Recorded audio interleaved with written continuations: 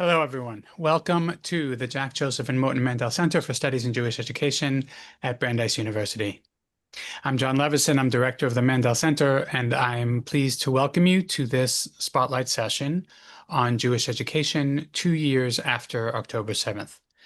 The mission of the Mandel Center is to develop and promote scholarship in Jewish education in order to make a deep and lasting difference on the lives of learners and the vibrancy of the Jewish community.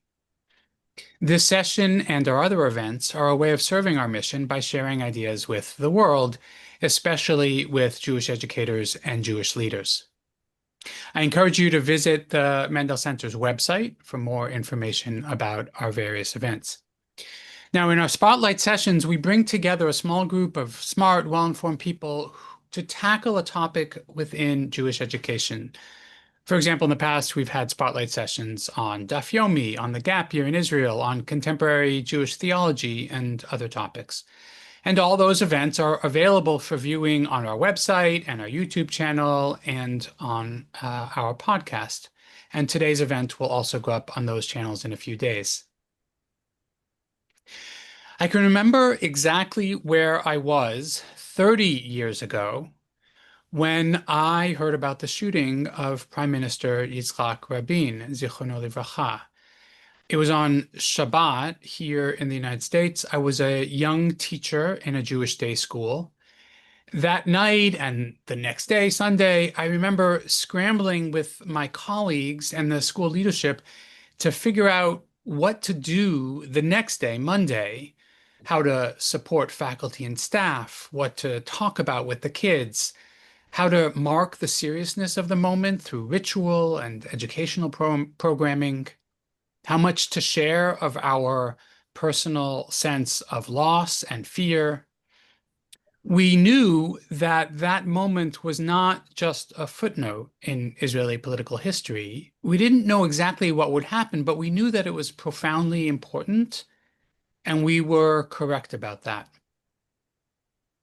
2 years ago, on October 7th, Jewish schools and other educational institutions and the educators who work within them faced a challenge that was similar in some respects to the one that I just described, but actually one that was even deeper and broader in terms of how many people it affected and continues to affect on that day and since that day, directly and through ripple effects.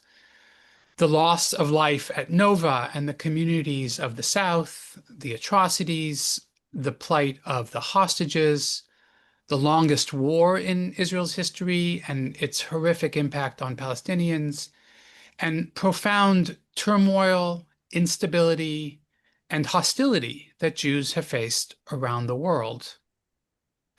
When we planned this session a few months ago to talk together about the effects of October 7th on Jewish education, of course, we couldn't know where things would stand. The return of the hostages and the ceasefire just a couple of weeks ago seemed to mark a significant turning point, a hopeful moment after 2 years with very, very few hopeful moments. And it feels like an opportune time to reflect on what has happened over the last 2 years and to think about what it means for Jewish education in North America. To help me with that, I've invited 4 friends and colleagues to join me in conversation today. I'm not going to give extensive bios. You'll find links about each one in the chat, and I'll just introduce them very briefly. First, Nina Bruder is the CEO of the Jewish New Teacher Project, and also, I'm happy to say, an alumna of Brandeis University. Alex Pomson joins us from Jerusalem. He's the principal and managing director at Rosov Consulting. Matt Reingold just recently joined Rosov Consulting as well after many years at the Tannenbaum Chat School in Toronto. I also want to mention that Matt is the editor of a new book just published by Academic Studies Press called Education After October 7th. Alex has a chapter in that book, as do I, and several other colleagues, and I encourage our audience to take a look at the book. You can find a discount code in the chat to purchase from Academic Studies Press. And finally, Miriam Heller-Stern is the new CEO of Builders of Jewish Education in Los Angeles, which she joined this summer after many years at HUC. I'm also happy to say that she too is an alumna of Brandeis University. Welcome, everyone. So before we begin, I want to mention to our audience, we're conducting this session in a webinar format. We invite your questions to us, to the panel, in using the Q&A function at the bottom of your screen. And we hope to be able to address some of those questions as we proceed with the conversation. So, friends, let me begin by asking you, each of you, what you have seen or heard about the changes in North American Jewish education over the last 2 years since October 7th. What's different now than it was then? What are Jewish educational institutions dealing with? And how have the events in Israel, in Gaza, here in North America, how have those events affected Jewish educational cultures, curricula, purposes? What have you seen and heard? Nina, let's start with you.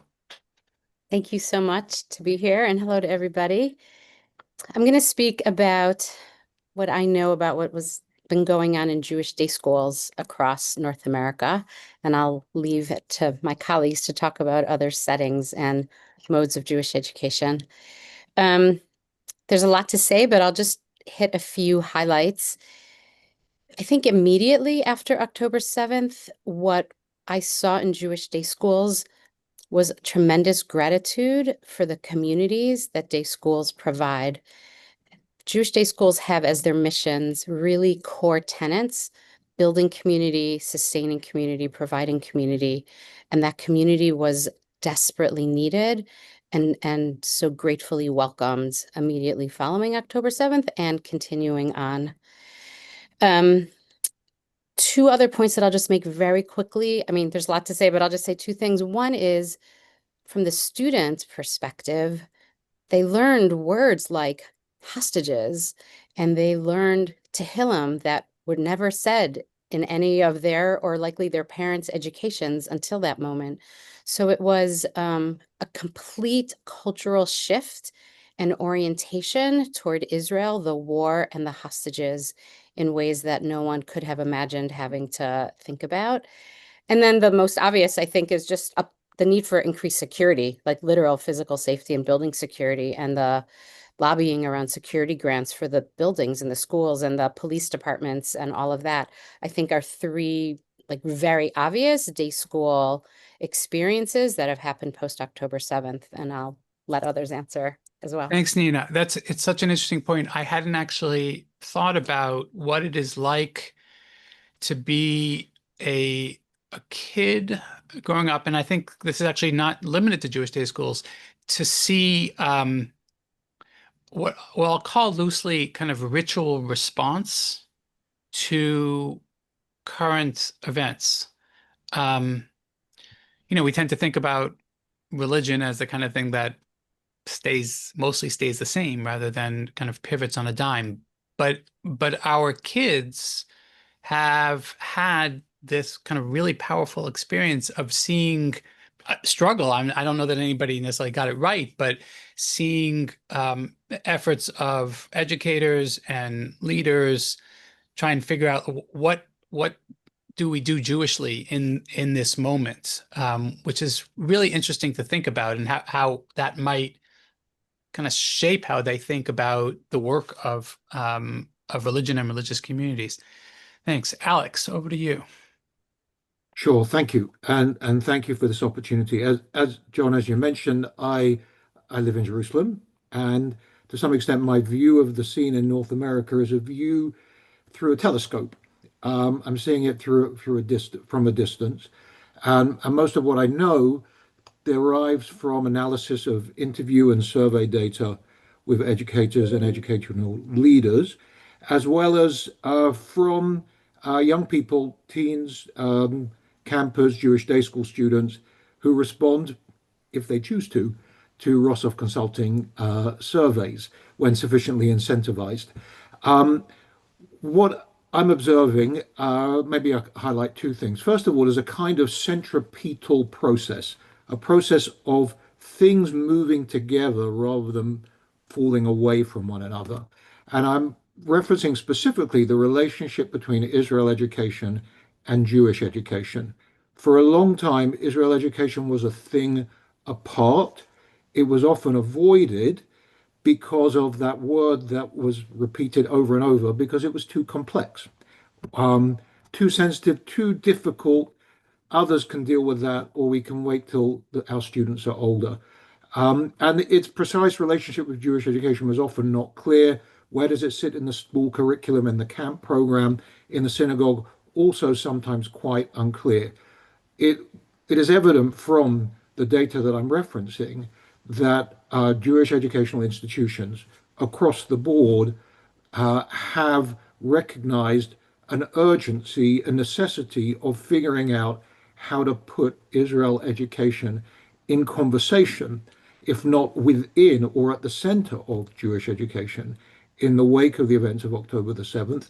And to some extent, that kind of echoes how those who criticize Israel and criticize the Jewish community talk about Israel and its relationship to Jews, right? That they see the two as intrinsically linked, and maybe we should too. So that is certainly one process that I've observed. A second, which really comes from spending time with educational leaders from around the world, whether in Israel or in other parts of the world, who have come together since October the 7th. And that is a sense of how North American Jewish education is no longer different from Jewish education elsewhere in the world. That Jewish education in North America always seemed privileged, self-assured, safe. The kinds of questions that challenged Jewish educators in Europe in particular, but also in Latin America and in Australasia, are now the kinds of questions that Jewish educators in North America are asking themselves about. And I think there's actually a moment of tremendous opportunity because of that shift. There's a sense that we share much more than we imagined, and there's a sense of a greater a sense of Jewish peoplehood that these educators are sharing, that can be mined and can really provide a bit of can really kind of fuel the ways we think about going forward together at this moment. Alex, it's so interesting to think about, what historians call American Jewish exceptionalism, um, patterned on American exceptionalism, right? So lots of folks tend to think about America as different. Historians will often try and qualify that and aren't willing to quite um, go along with that. And likewise with American Jewish exceptionalism, there is for a long time there has been the sense that America is different for Jews, for the Jewish condition. And what you're suggesting is that things no longer feel quite so different, either with contemporaneous Jewish communities in other places. So whether that's a kind of fragility of standing that others may feel in their political environments, but that by and large American Jews have not felt, at least for a couple of generations, or for that matter, comparing to historical precedents, a kind of emphasis on continuity rather than how America is different in that regard. That's really interesting. And we don't necessarily have the answers, but again, it's worth thinking about, well, what are the implications then for how young people think about themselves and their relationship to community, to other communities? Thank you. Miriam, let's go over to you. I'm going to resist the temptation to respond to the wise perspectives of Nina and Alex and do what I was told, which is to throw another idea into the mix. And I'm sure we'll circle back to both community safety and American Jewish exceptionalism. But the idea of Jews from around the world coming together and feeling connected is something that I'd like to pick up on. Over the last month, and really since the beginning of the school year, I heard from educational leaders and from parents a lot of fatigue. The experience of being at war, both Israel's experience and the Jewish people's experience, has gone on for so long. And there's a sense of the world having shifted. And I heard over and over again during back to school season and during the high holidays, just want to get back to normal. We want to get back to just teaching about Judaism, as if you could just kind of compartmentalize Jews and Israel. And I think it's helpful to think about the phrase of Kol Yisrael Arevim Zeh, that all of Israel, in the sort of broadest sense of the Jewish people, are responsible for one another. I've seen in schools that are ideologically very united as a school, kind of an obsession with Israel is very much centered. Stories of hostages and soldiers and current events very much continuing to be at the center of the narrative and the experience of being in that program or being in that school. And in schools where there is maybe dissonance amongst the community, some avoidance, some struggle with, well, what do we say? I know, how do we explain what's happening in the war now? And so I think one of the challenges that schools are facing, and here I'll talk about, there's day schools, there was religious schools, so I want to talk about sort of the Jewish educational enterprise generally in North America, is there has been so much emphasis over the last 2 years to make sure that we know what to teach. We know what fixed knowledge to present. What is a definition of Zionism? What are the facts about Israel? What do we want to make sure our students know, whether they have an hour after school or on a Sunday, or whether they are attending a Jewish day school all throughout the week? And that focus on ism as something fixed, the Zionism, I think may be getting in the way for schools, where what they're trying to do is something that's more evolving, more of a project. They're trying to figure out how to be sort of in a present participle version of the word, of Zioning, of being, of caring, of healing, of coping, which somehow falls in a different category than delivering knowledge. And so I see educators wondering what to do, because they're not necessarily set up in a formal way to do what Nina was describing, of providing that healing space.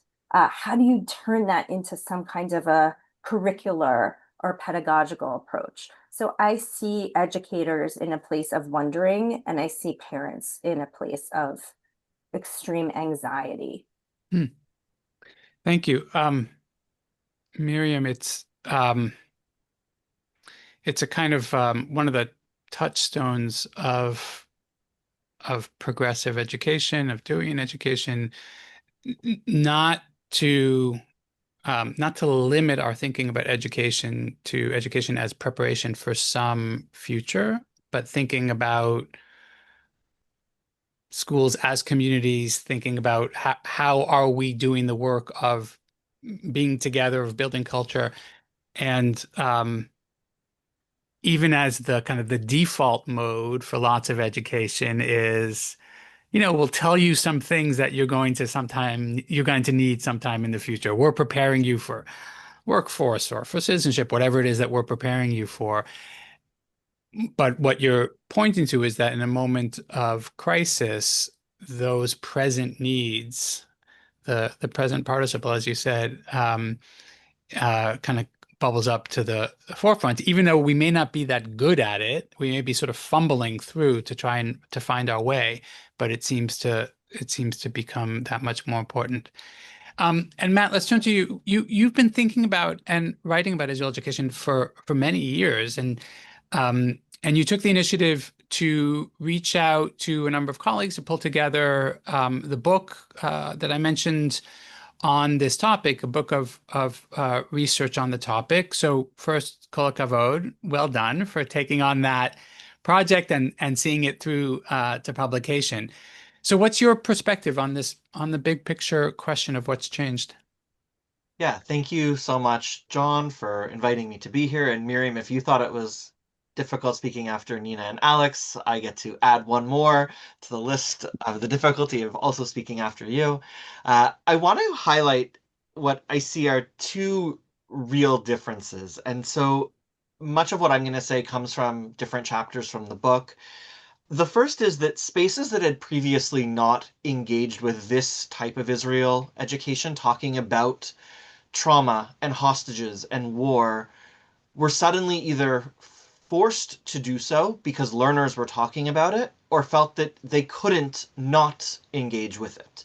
And so I want to share two examples. So one from the forced to engage with it comes from an article written by Mayor Muller, Lyndall Miller, and Elena Rifkin-Gelkin, who wrote about early childhood education centers in New York. And they documented this group of teachers who came from Reggio Emilia School of Philosophy, of letting children explore and play and letting kids determine what happens in the classroom. And all of a sudden, after October 7th, the kids began building forts and bases, pretending to be IDF soldiers, bringing back hostages and killing Hamas operatives, and the teachers didn't know what to make of these educational spaces, these play spaces that were kids' imaginary reenactments of what they were hearing at home. And their article beautifully captures the way that the teachers balanced their desire to shield or protect students with their competing desire to foster resilience, creativity, free play, letting kids dictate. And the authors documented the ways that the teachers navigated bringing in October 7th into nursery classrooms when they had no intention of doing so, and the powerful impacts that it had on learners and parents for letting their kids be able to do that. The second example that I want to touch on comes from overnight camps. That historically, there's lots of data about how, like during the Second Palestinian Intifada, those examples of terror attacks did not find their way into camp spaces. Camp was seen as this safe space for fun Israel education. And all of a sudden, in the summer after October 7th, camps couldn't not engage with October 7th. And whether it's because of new mifgash opportunities, times where Israelis are coming to North American camps as participants, and dozens of North American camps had Israelis directly affected by October 7th, how do you not talk about it or pretend as if it didn't happen? Or camps that had once felt that, oh no, we don't do that kind of thing, felt that how could they not play the songs, the music, sharing videos of Hirsch Goldberg Poland when they were posted. And so camp suddenly became this site that also navigated in new ways. The second example that I want to give of this impact is what I see as like a renewed investment in professional development, Israel programs and initiatives. That there are so many organizations since October 7th that are leading new professional development programs designed to professionalize teaching, to revolutionize the way that instructional design is being done. Examples include Prisma with Maimonides Fund and Unpacked Open Door Media, Brandeis, Foundation for Jewish Camp, and I'd love to talk more about that later, but I just think the way that we are going about doing professional development and teacher curriculum training has really changed post-October 7th. Thanks, Matt. So I want to build on something you just said, Matt, about the camp counselors, or particularly Israelis, the Israeli Mishlachat, the Israelis who spend summers in camp. I want to think more generally about the educators. So you kind of introduced this idea that educators are not simply carrying out a job. They are enormously invested, affected, whether they're Israeli, whether they are North American Jews. This is not something that we can that many educators can simply hold it at arm's length. So I'm curious about other perspectives that you have seen, noticed about the educators, the professionals who interact with students in schools, in synagogues, on trips. What have you heard or seen about what's changed for them?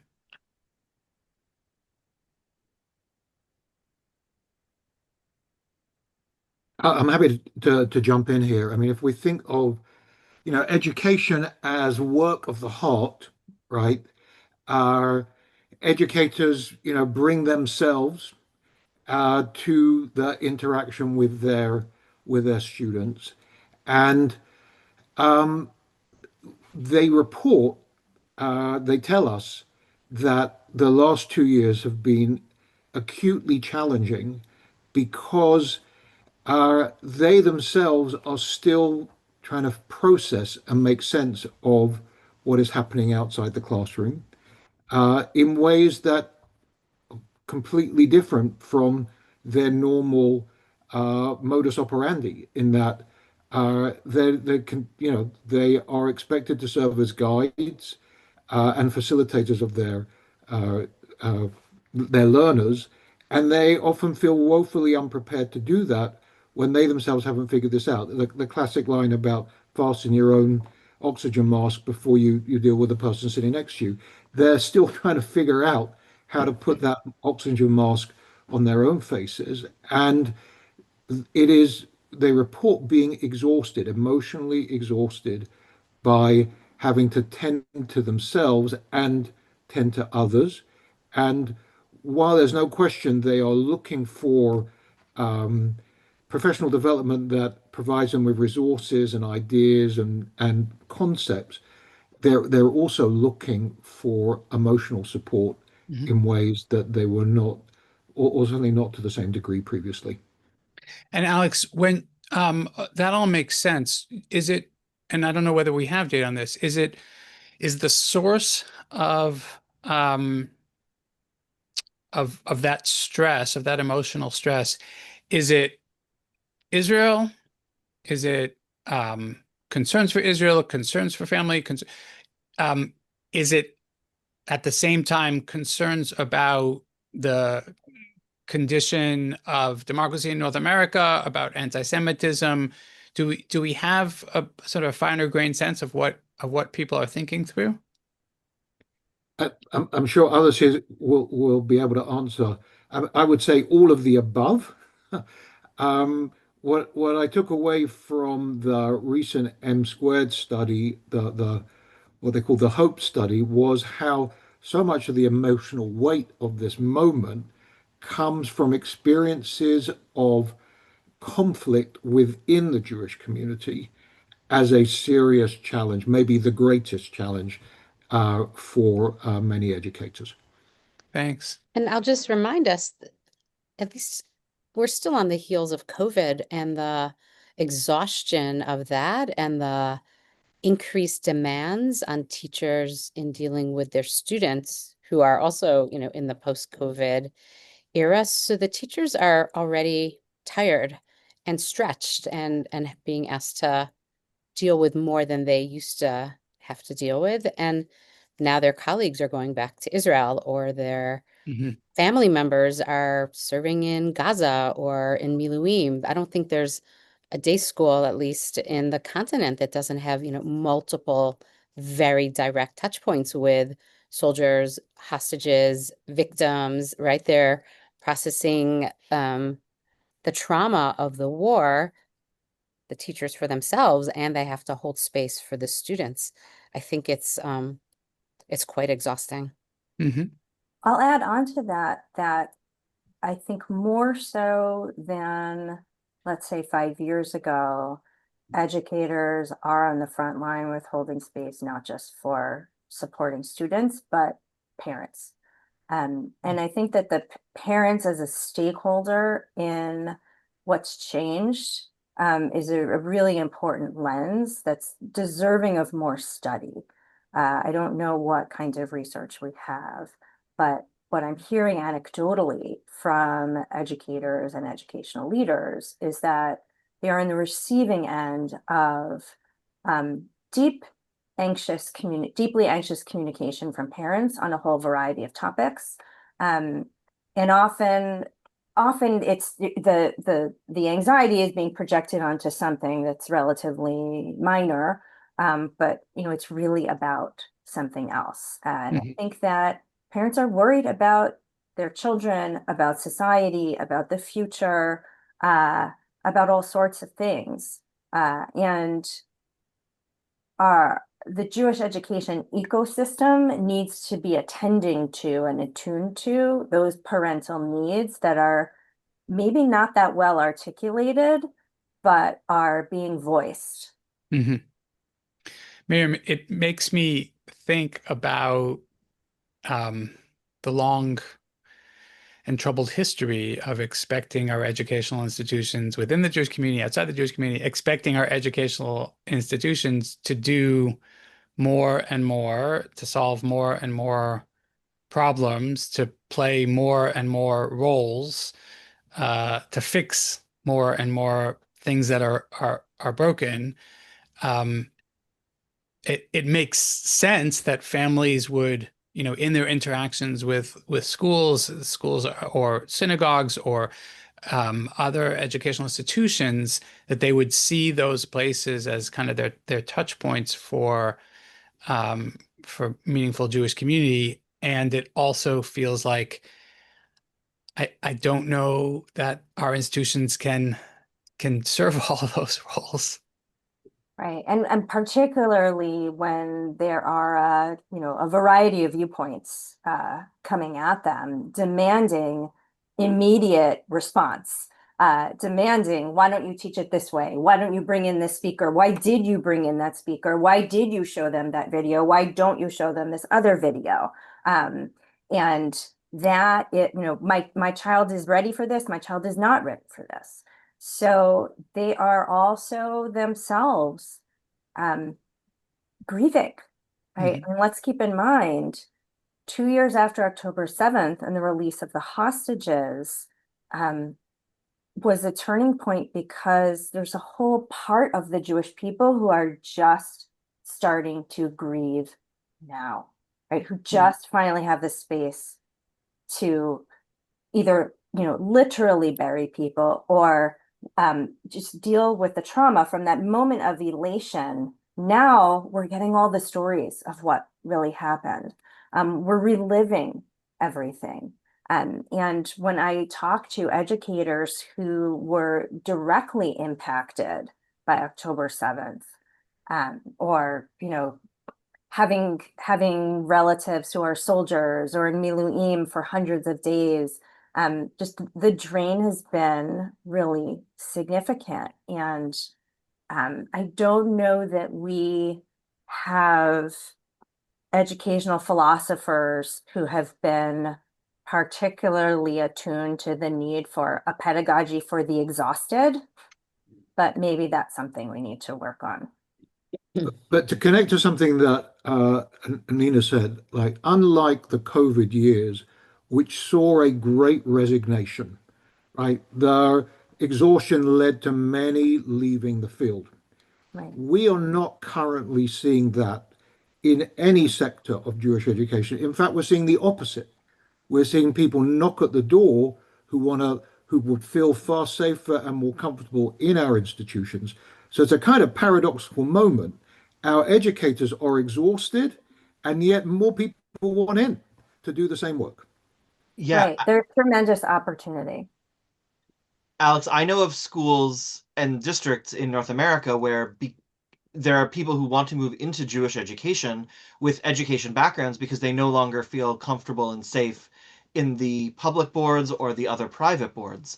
And I think figuring out how to do the type of training that's needed to onboard someone into Jewish education is something that I'm assuming Nina is working at and is familiar.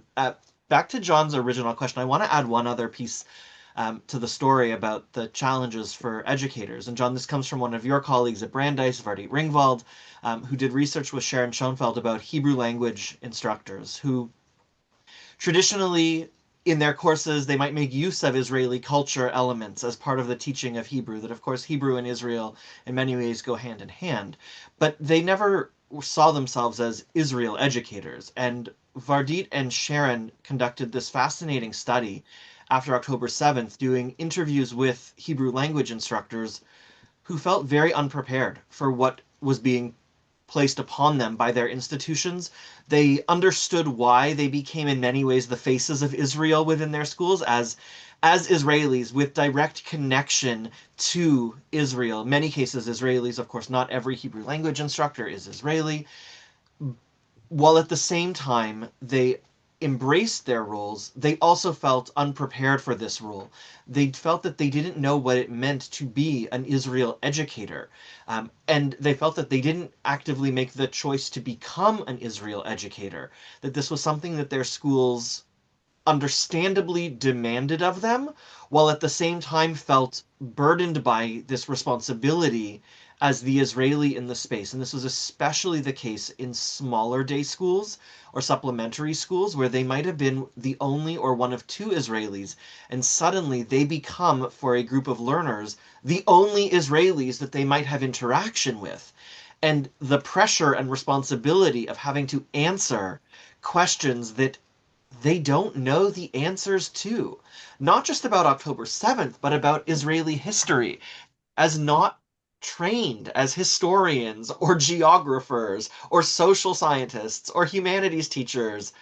They were suddenly asked to do all of these things by curious and interested learners who might not have been interested in those questions a week earlier. But suddenly they had so many questions, and these educators didn't know how to respond, while also feeling that they had responsibility to their curriculum and to their schools to still be the Hebrew language instructors. And so this is a whole different way of thinking about the pressures on educators Yeah. for one segment of the population. Yeah, Alex, you pointed to some data on people being attracted to generally the broad field of Jewish education. And I guess I'm glad that those data are there. And it doesn't, for me, it doesn't eliminate my concern, my anxiety, because of some of the things that others have said about the challenging working conditions for the last couple years. I remember a conversation that I had, must have been the spring of 2024, about Hillel educators. And I was at that point, I was very concerned. It was the spring of the encampments. And I just thought to myself, the folks who went into Hillel work did not imagine, this is not what they imagined, right? This is not the life that they imagined for themselves. This is not the interaction with colleagues at the university that they imagined for themselves.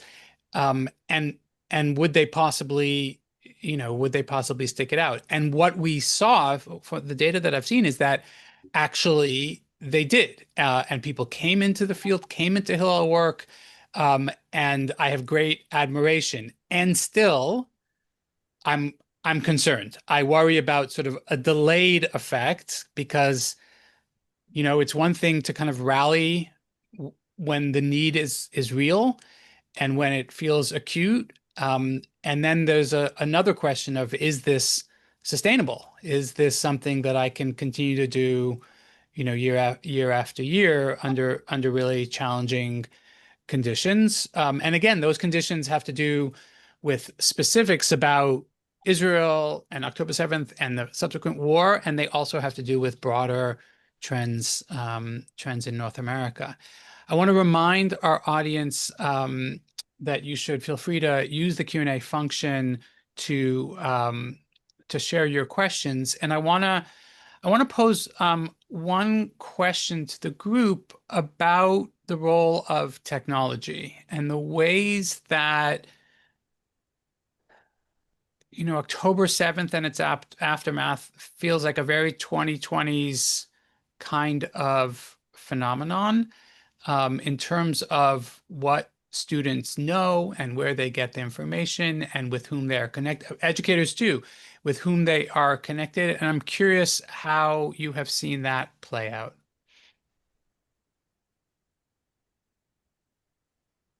I think the instantaneousness of social media, but beyond social media, Times of Israel live blog, which is wonderful and essential. But when students, I'm not going to say but, and when students are sitting in the middle of a lesson with their family WhatsApp chats open, their Instagram feeds open, Times of Israel live blog open, and they are reporting the news, um, it it becomes exceptionally challenging for the educator because not only have they not had time to craft a thoughtful lesson about the news, they haven't even had time to fact check the news, that to verify what the student is sharing. It is so challenging for educators. And the response is not to shut down technology in the classroom because that box has already been opened and we're well past that. But learning how to navigate that instantaneousness, and that's one of the fun things I would say about teaching contemporary topics in Israel. And it's also one of the challenges when getting the latest scoop is becomes it's impossible to keep up. Right. And never mind Times of Israel, it could be the thing that your uncle posted on the WhatsApp chat, right? Like in your family WhatsApp. So which may not have any correlation to anything real. John, I can top that. I once had a student whose brother served in Gaza, and he had a family blog where he would share videos, and my student would ask, could he play his brother's live feed from Gaza for the class? And these are pedagogically, I don't think that's the right move because I don't know what the person is going to be saying. Hmm. And to shut down the opportunity for students to encounter IDF soldiers, to hear about what's happening, to then become the person in the room who is not letting someone hear about soldiers' experiences in Gaza, puts the teacher in an exceptionally difficult position. Yeah. I also think that social media has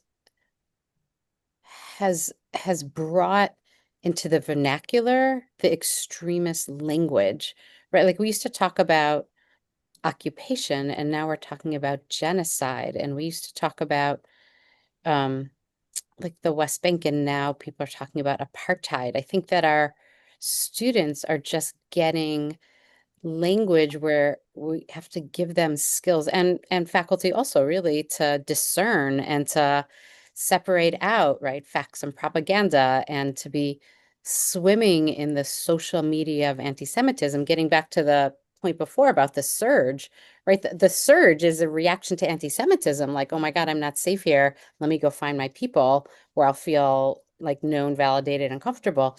The increase of families in day schools also is, the increase of teachers and families transferring their kids from public school, from other independent schools into day schools. It's all a reaction to just the pervasiveness of the language of anti-Semitism that's all over social media. Yeah. And therefore is part of our students' kind of everyday lived experience. I recently met a researcher from American University named Cynthia Miller Idris, who just published a book on violence and misogyny, and that is rooted in online material. And one of the findings that she shared was that if a male adolescent watches an Andrew Tate video, within 4 next suggested videos, it will be that person will be presented with vicious anti-Semitic content. And there's a way that the algorithm leads to, like, a lot of kind of young male focused content now actually leads 4 videos later to anti-Semitic content. And her team at American University has actually tracked this in depth. And there's something happening now with social media and the algorithm of influencing that is leading people down rabbit holes to being presented with force-fed violent content. And I'm not sure we even know what our students are seeing. I think that get fed things and then they kind of move on to the next thing, but it might be too late. The other educational challenge, and I think it's something that we have to think deeply about to be more proactive about, is the fact that the way that people consume media now in echo chambers really creates barriers to learning. A particular echo chamber can cause real havoc on the nervous system and on the brain, which makes it difficult to learn, which can deepen anxiety.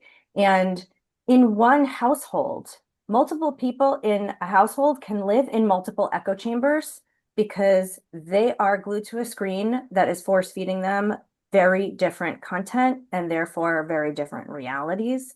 And so when we have a group of students in a room, they are not necessarily all living on the same planet as each other. And I don't mean to, sound sort of funny about it, but I think it's a real issue. We can't assume that everyone in the room, everyone in a lesson, everyone in a community, everyone in a house is actually living in the same plane of reality because they are digesting very different information. And Nina, when you were just talking about the change in terminology, we have students in the Jewish community who never even hear that terminology. They don't follow the people who are talking about that. They're not concerned about it. And we have students who are showing up at school where they have teachers who are deeply concerned about those issues, but it just might not be on their radar at all. And so then there becomes the educational question of what do you introduce and when and why and for what purpose. But as long as we live in a social media universe that traffics in fear mongering, in existential crisis, in the world is coming to an end, and everybody hates you, it's going to be very difficult for us to refocus the lens on wisdom and joy and belonging. And so I think we need a more strategic effort to think about how to re-engage with technology and how to use technology as our ally rather than allowing it to really become our enemy. And Miriam, the building on what you've described, the unhappy picture that you've described, educational institutions, whether they're in fact in person for sure, but even online programs have the opportunity to resist the polarization, have the opportunity to create communities, create spaces where people learn to, in fact, listen to each other. And now I'm doing exactly the thing that I was talking about before, which is I'm asking the schools or the synagogues or the camps or whatever, I'm asking all those educational institutions to solve the social problems that have been invented by, our friends in Silicon Valley. Now we're asking the schools, we're asking the educators, oh, by the way, the other thing that you now have to be able to do is you have to be an expert facilitator of dialogue across difference, right? And let me give you 3 quick lessons on how to do that really hard work in this incredibly polarized time. So I feel like under the best conditions, in 35-minute or 40-minute chunks of time. Yeah. Right. And then the bell rings and you're on to the next. And then you're on to the next, right, in schools. Alex, did you want to jump in? Did you have something? Look, here's what I'm thinking. I mean, I take your point that we ask more and more of schools. And yet, fundamentally, we think of our schools as cocoons, right? And cocoons may shelter, I think that was a word you used earlier, but they also may provide spaces in which the caterpillar turns into the butterfly. They are spaces in which we become something different, right? Our challenge is the world beyond the cocoon has become so toxic and so difficult that what we do inside that space is needs to be different in order to enable us to survive the harsh winter, as it were.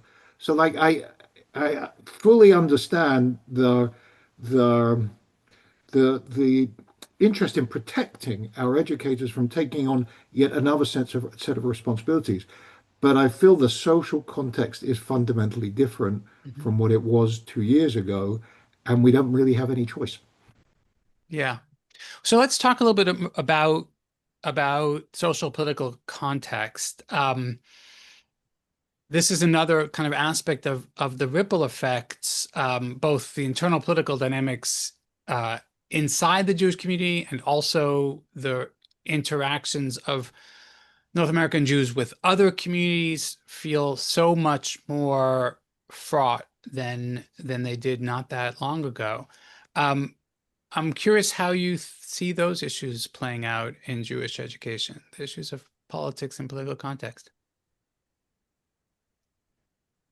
I think there's a range denominationally, if I can paint very broad strokes and make sweeping generalizations, which I'm sometimes accused of doing. But I think that different parts of the religious spectrum respond, I think, to this in very different ways. You know, the question of Trump, friend or foe, right? Good for Israel, bad for America, or good, best president of the Jews ever. Like, I've heard all of it, and today's election day in New York City for the mayor where I live, and it's been very heated.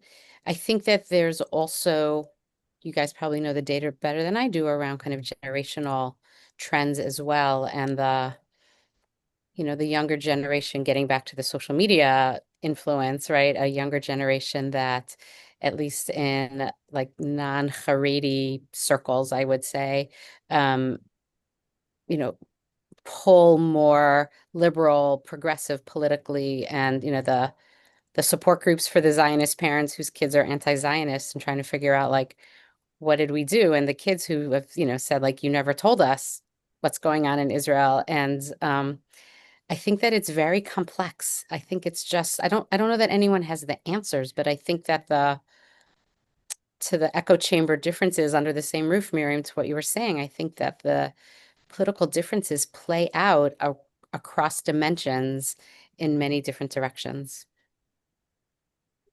I want to pick up on something that Nina just said. So this rise of "you never told me," of learners saying that my educators never told me stories about Palestinian narratives or experiences of marginalized communities in Israel, alongside research by people like Alex, myself, Sivan Zakai, Jonah Hassenfeld, about the importance of introducing these, to use the overused word, of complex education. And at the same time, research by people like Ezra Kapelowitz and his team in Israel have shown that amongst educators themselves, their default position after October 7th was that they actually turned inwards.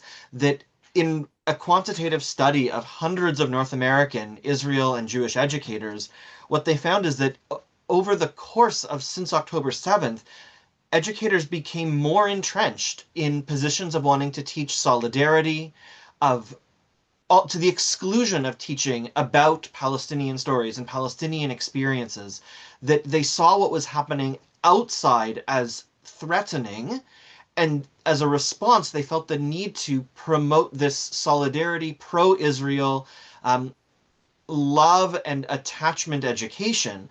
And so what I think is really interesting is that there's like these competing things, that educational school leaders want their teachers in many ways to do this type of more complex, multiple narratives teaching. Student alumni are saying that that's something that they want. Researchers are saying that, like, learning that actually strengthens the ways that people feel connected to Israel.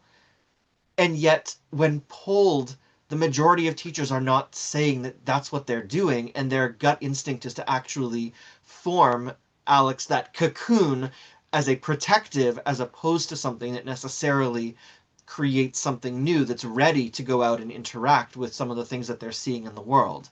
And I think that's just a really interesting distinction that's happening between what teachers are doing versus how other groups are speaking about what's needed in this moment. So if I'm understanding you correctly, Matt, there's a tension between a kind of reflective, strategic approach, which recognizes, for ethical reasons as well as for pedagogic reasons, the value of bringing Palestinian voices, of understanding that there is no monopoly on suffering, of thinking through the complexity of Israeli democracy, um, and its challenges. Um, but on the other hand, a kind of retrenchment when educators who are feeling under pressure, kind of, I don't know, build up, pull in the gates, or the metaphor is not working for me. Whatever it is about the walls and the moats. That's right. They want to let someone else do it, and they want their space to be one of love, compassion, and support for Israel. And they want to ensure that their learners don't grow up to be Mm, something that might be negative or critical. And so they don't want to create space for that in their room, and they want their classroom to be the place that focuses on love of Israel. mm, If it's possible to just follow a slightly different path here, because I think that context uh, is challenging not only to Israel education specifically, but to Jewish education more broadly. And connecting back to something I started with right at the beginning, in that what really feels different right now in terms of the context in which educators do their work is a reality where um, young people, young Jewish people, are asking themselves, why why are we being accused of all of these things? Not why is Israel being accused of all of these things, but why we as Jews are being accused of these things, and uh, why is why are people experiencing physical harm and damage and whatever, right, as Jews? And so that is a new that's a phenomenon that we need to address in Jewish education. It's like, why is it worth it, right? To be a member of this people when though there are those attacking us as Jews, right? And I feel that others have had a head start in dealing with that issue, as I mentioned, in other parts of the world, because that's mhm. the reality. When there have been high walls and security guards at the door of your school for decades now, in France and the UK, each day a child arrives at that school, they ask themselves, like, why is this necessary, right? Mhm. And I do I don't know this. I'm hypothesizing that we will increasingly see young Jewish people asking themselves the same questions in North America. So, Alex, you're imagining um, a kind of cost benefit analysis that individuals will increasingly make for themselves.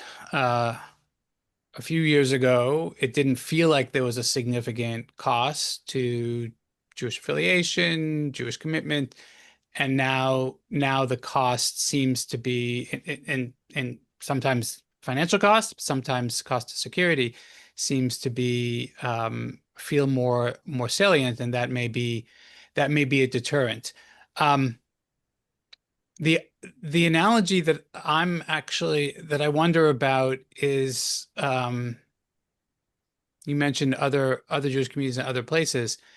One of the things that I wrote about in my chapter in the book, just briefly, is comparison to the Muslim community after 9/11, where, I mean, of course, there was always Islamophobia, but for so many Muslims, they sort of woke up to a changed reality, to an environment that was suddenly significantly more hostile in all kinds of ways, and educators kind of had to think this through. What does it actually mean, not just, to teach Islam, but actually to prepare young people for a challenging environment, which I find is kind of a helpful framing. How do we prepare young people for an environment that is challenging and may continue to be challenging? Miriam, did you want I to? think cost benefit may be too rational. Okay. I think it's confusion and uh, soul searching. It's like emotional confusion uh, Hmm. around what this thing is. and why us? Um, yeah. Right. I think the political context perhaps invites us to reintegrate a Nell Nodding's ethic of care approach into how we think about education, that people need emotional support. People need to be seen for who they are. People need to be seen for what they're going through. I mean, even listening to Matt, your description of teacher's choice to develop that cocoon, I would question that sort of analysis of what they're doing, trying to make sure that these students don't have a negative view later. I think I've seen a lot of educators just simply wanting to hold their students in grief together, hold their students and try to make space for the family to go through its stuff for a little while the world sorts itself out, and like when they're ready, come back to the peacemaking work. And so I think that we have to allow people to live in their narratives for a little bit, and that educational spaces have to be spaces for exploring the real stories of people, and that there's a way in which insisting that we have to talk about the other is itself an act of othering. And there's a process that we have to go through to get to a place where there can be more thinking outside ourselves. I'll leave it at that Miriam, for the moment. We can I go further with it. I hear you. And I, as a student of Nell Noddings myself, I certainly want to keep that perspective of care in mind.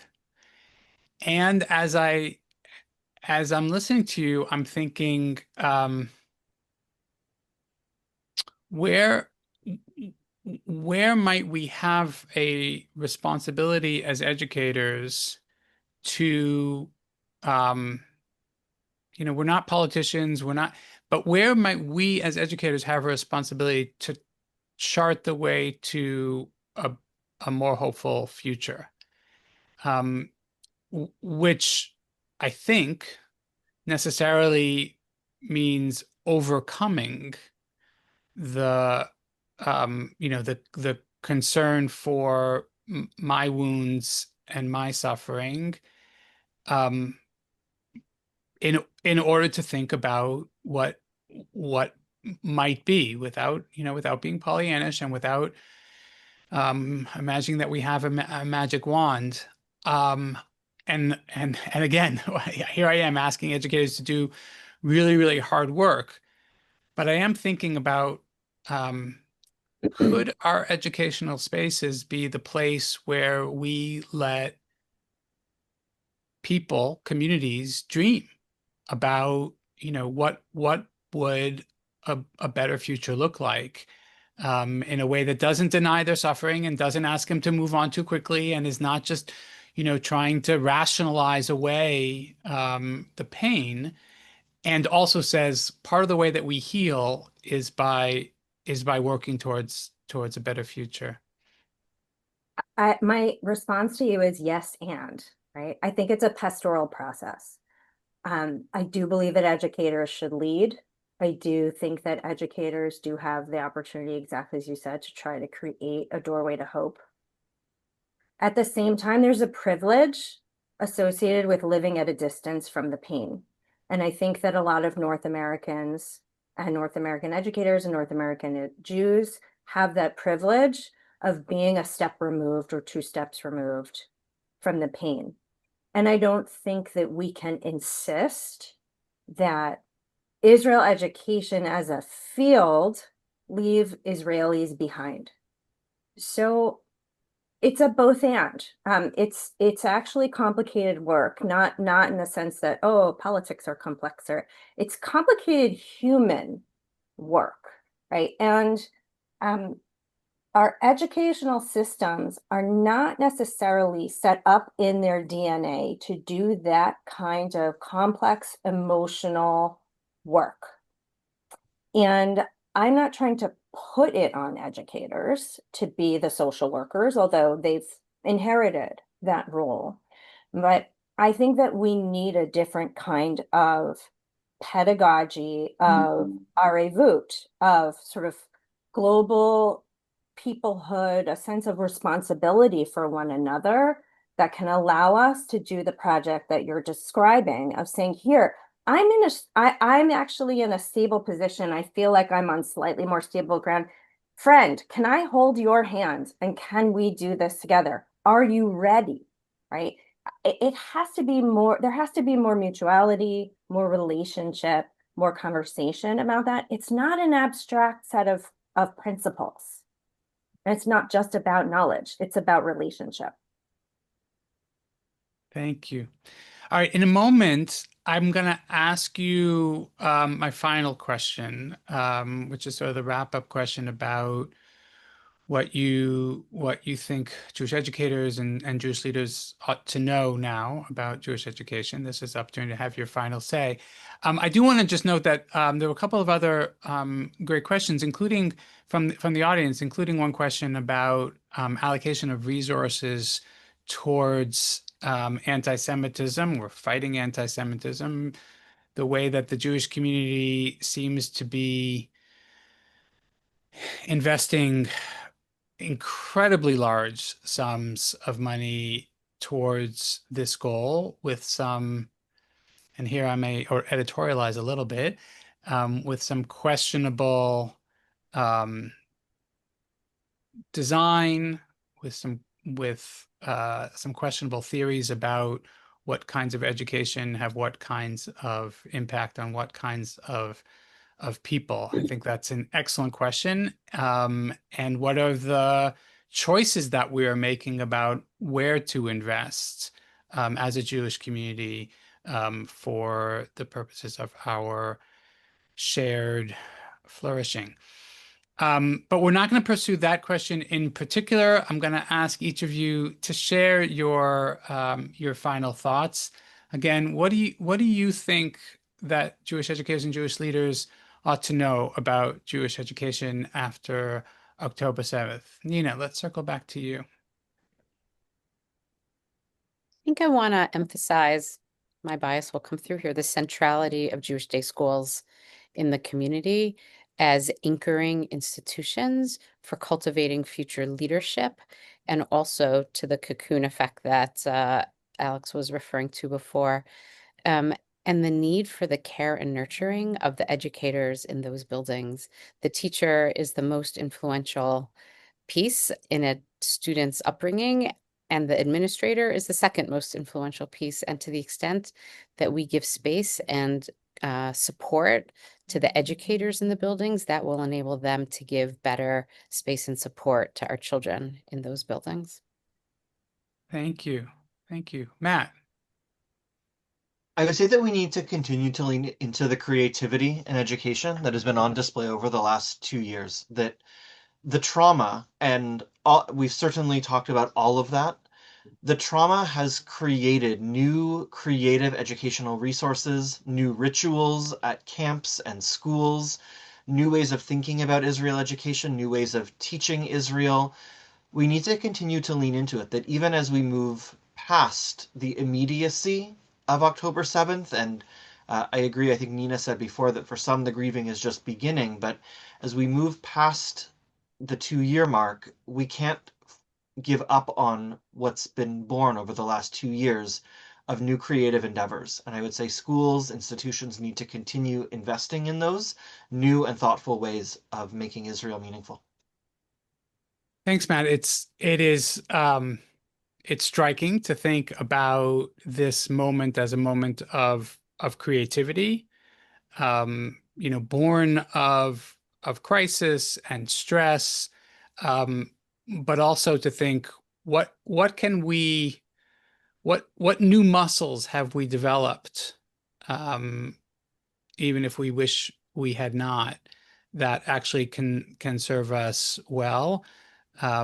Where are those kind of bright spots of experimentation, we never imagined that we as a synagogue or a camp or whatever would be doing X, but here we are. We decided we need to do this, and we figured out a way to do it. And how might that then kind of expand our horizons about other possibilities in other domains moving forward?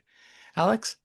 Well, if I can riff directly off what you just said, um, it's finally October the 8th, and it is a moment of opportunity. And I think not only are there new pedagogies, but there are new proof texts that we can use in the field of Jewish education.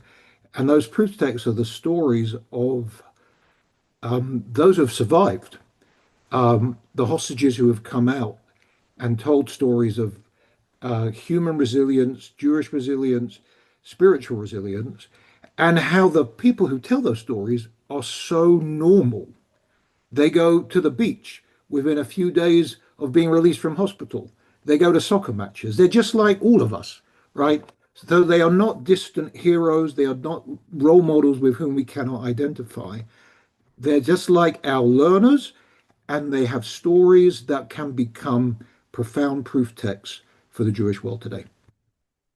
That's really interesting. I often, Alex, I often think about, I don't know, I'm sure I'm not the only one. I catch myself sort of in a moment of normalcy, and I'm thinking, wait, how can I just be doing whatever the thing I'm doing, having coffee or something, when, whether it's during the period of the war or the hostages, and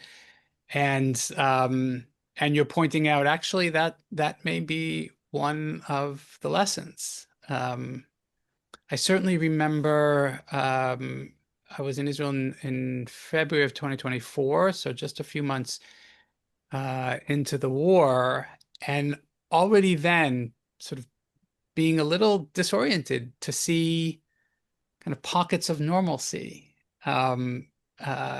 emerging. But that is also part of life. Miriam. Mhm. So I'll build on Nina's idea of the cocoon, Matt's embrace of creativity, and Alex moving us towards stories. It's all a process of metamorphosis. And the Jewish people are going through something. We're still going through something, whether you want to date it October 6th, 7th, or 8th. It's a stretched out time, and it's an era in Jewish history that people will look back on. And I think that as educators, one of the things we might think about now going forward is, instead of just trying to teach about Israel as a set of facts, as a history and a geography, instead of just teaching about Zionism, to create a place for Zioning, to keep building, to think about a pedagogy of arevut, of mutual responsibility for all of Israel, of the Jewish people, of all of our neighbors and everyone who lives amongst us and everyone who is adjacent and part of, or maybe eventually part of, our communities. To think of that arevut as a collective system of support and striving. And if we could imagine Zioning as a yearning, as a striving, as something that's ongoing, that is not fixed, but that is unfolding. And if our schools are microcosms of the society we want to build in a Deweyan way, where we can do that yearning and thinking and hoping and coping together, we can hold the reality and also try to build a future reality. Thank you. Beautiful. Thank you all for joining us at this spotlight session. I want to mention that our next event is November 20th. It's a Learning About Learning session. The topic is how the conflict shapes the Israeli classroom. That will be with our colleagues Ziva Hassenfeld and Hadar Fisher. Please remember to sign up for our mailing list, to follow us on Facebook and LinkedIn. Thank you to my friends and colleagues, Nina, Alex, Matt, and Miriam, for this great conversation, insightful, inspiring, uplifting about Jewish education after October 7th. Thank you all for joining us. Be well.